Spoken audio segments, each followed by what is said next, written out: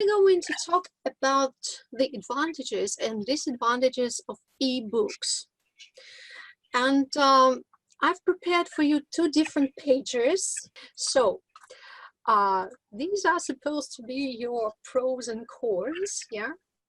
And I've heard that you had interesting discussions about this topic. Thank you very much for this.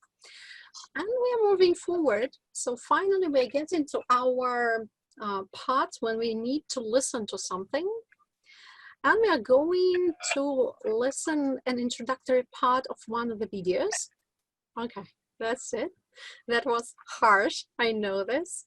So what we're gonna do next, we're going to listen to the parts, and I decided to change the rules for this specific parts just because they are really, really quick.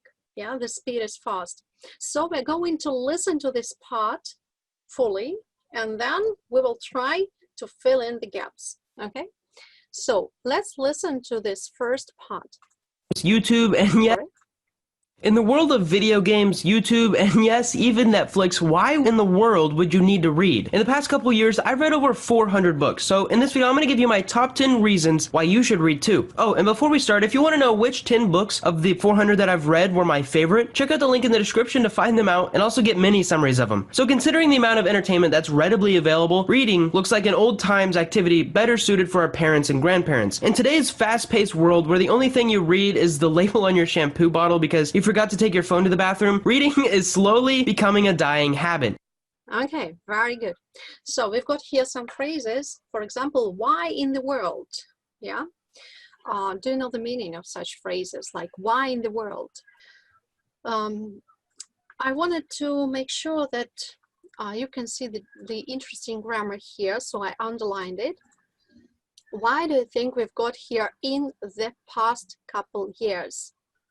We usually say that we can't use any prepositions before last, past, next, yeah, but we've got it here. Why? Okay, very good. Some collocations here like polish your brain, yeah, or widen your horizon, or something doesn't mean, yes, it's like a phrase, it doesn't mean that, and you can continue. And the very good thing, don't get me wrong. Okay, we're in the middle of this really, really hard task. And I'm going to ask you to talk about three quotes from some excerpts that we've just listened to. So the last thing that we're going to talk about today is some kind of a quiz.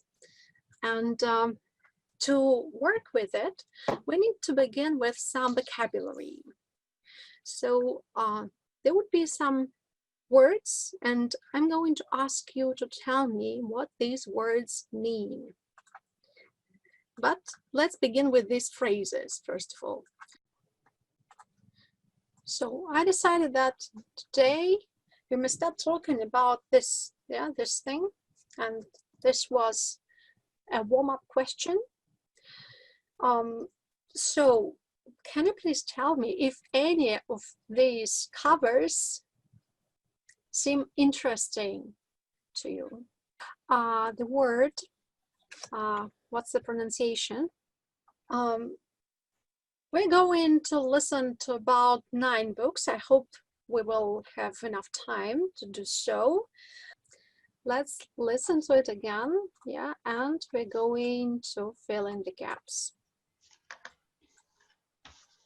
Number 1, Pride and Prejudice by Jane Austen.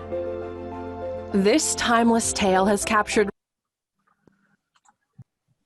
So just a couple of phrases here, yes. Captured readers' imagination, an incredible book.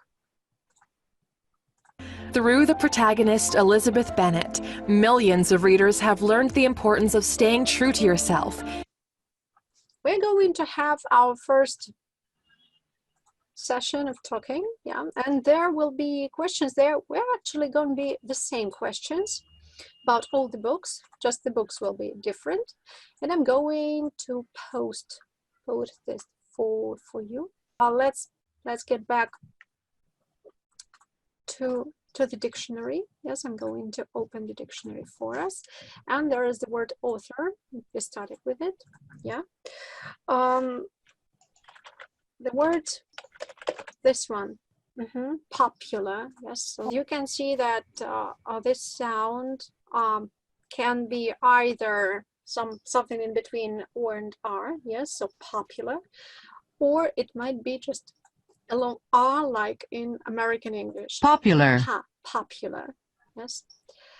And there's definitely a mistake here. So don't look at this.